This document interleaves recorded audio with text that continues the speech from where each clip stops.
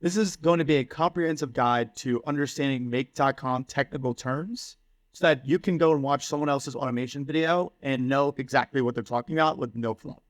So first, let's start from the beginning, which is why would you use make.com in the first place? And make.com falls into a bucket of software called an IPaaS, Integrated Platform as a Service, okay? There are multiple IPaaSes. It's not just make.com. Obviously, you've probably heard of Zapier if you're non-technical. And if you're technical, you've heard of .NET or Spring Boot, okay? But there is a wide range of IPaaS, and they all serve kind of a different niche purpose. In the more simple side, you have for smaller businesses and smaller business applications. And then on the complex side, you have full enterprise applications. So if you're looking to build an automation for Salesforce and SAP, for example, you're in the wrong place. That's an enterprise application. It's not dealt with make.com.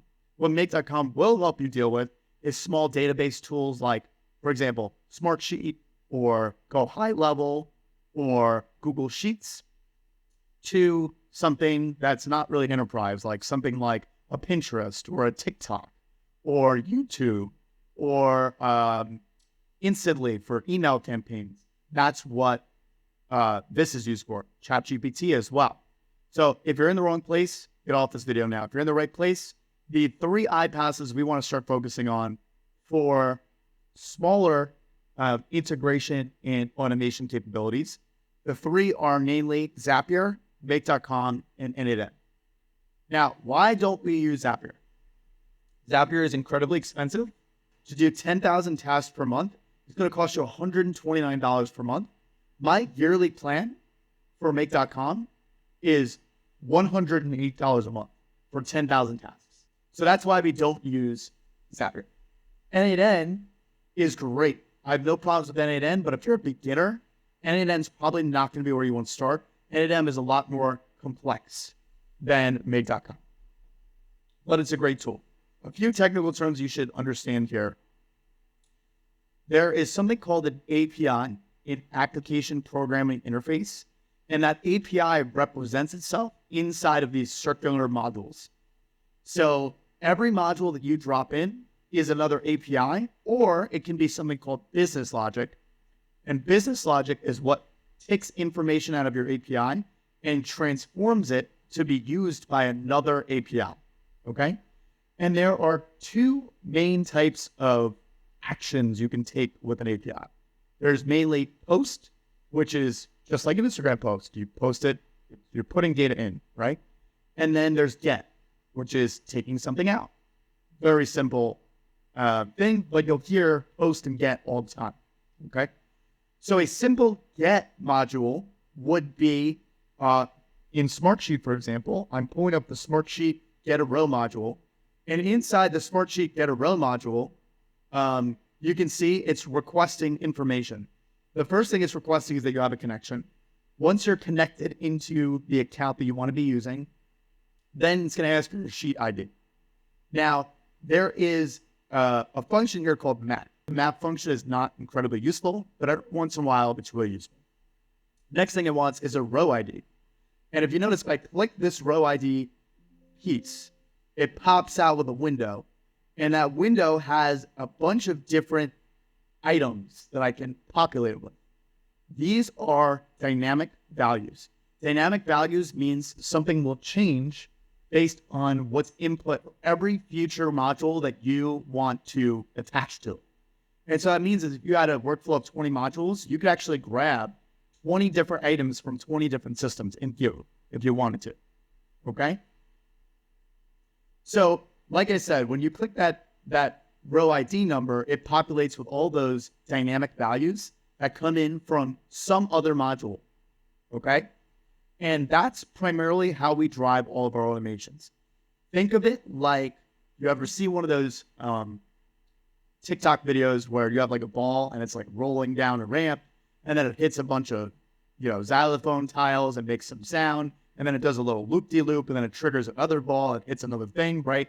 That's the same deal with make.com, except it works every single time. It doesn't work just once, okay?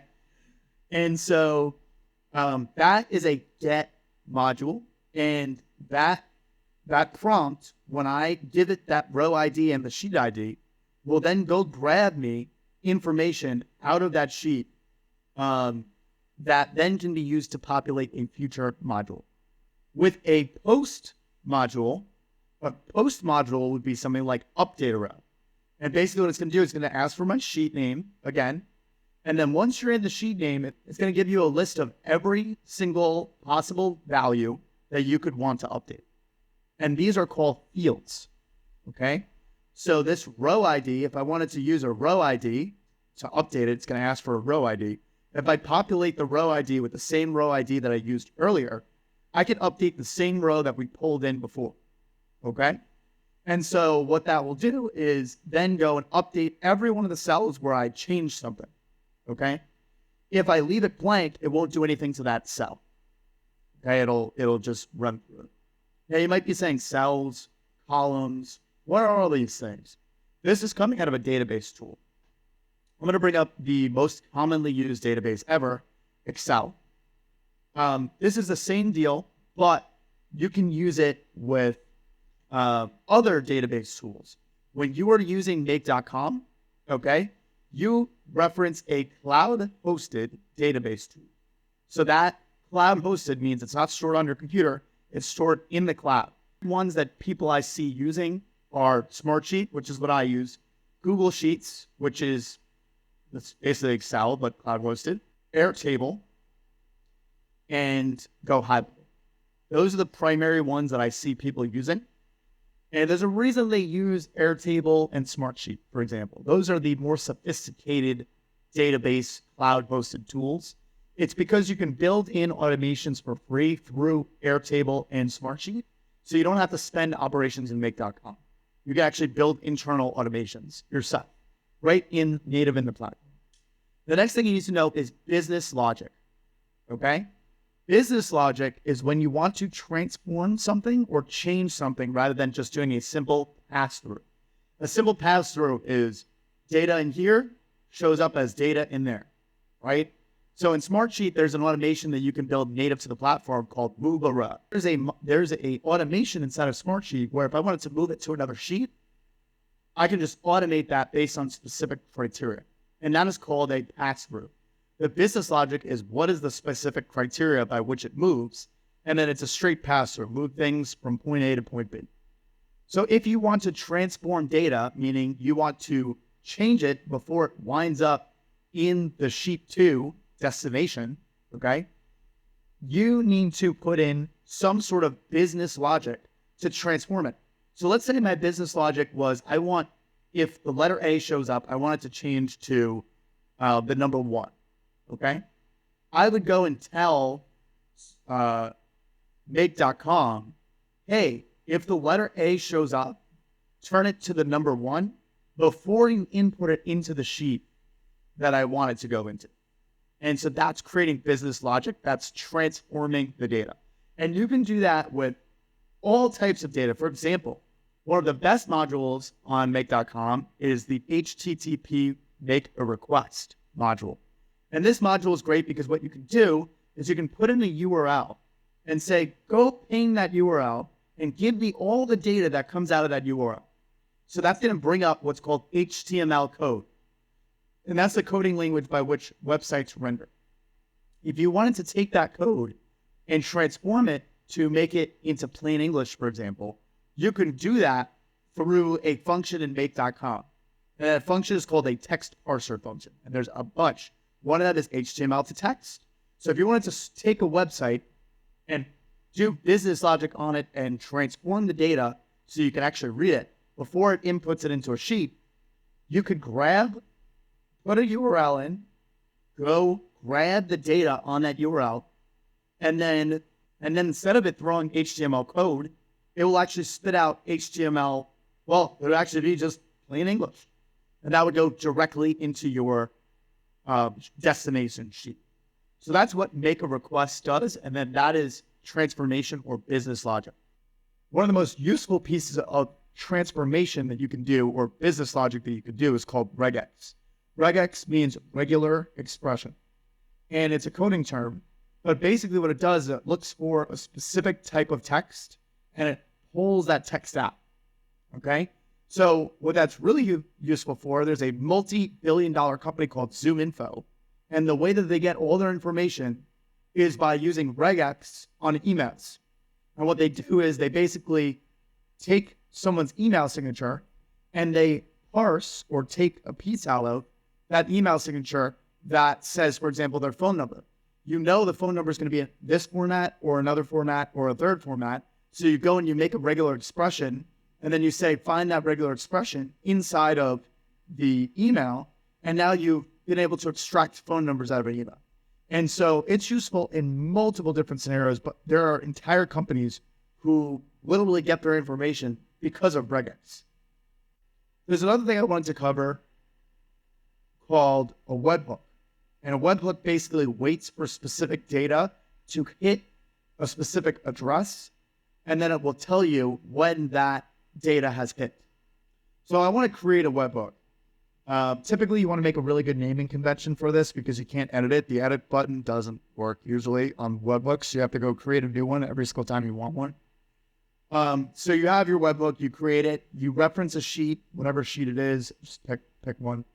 And then basically you typically check the show advanced settings button to allow yourself to select specific things that happen. References a column and it references if something has changed.